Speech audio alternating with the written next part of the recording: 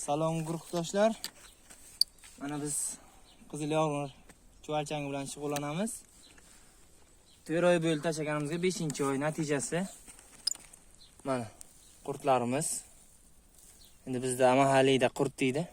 Oddiygina mana qurt. Mana shu darajada ko'paydi 4 oyning ichida. Tashaganimga 4 oy bo'ldi. Rivojlanish juda ham zo'r.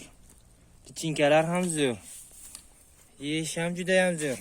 Mana hozir kunda 40 santimetrgacha yeb bo'ldi. Mana hozir ko'chiramiz, ko'chirish vaqti. Ayni mana. Mana. Xuddi go'sht holatiga kelib qolgan. Bu soxta emas mana. Hammasi. Oddiy.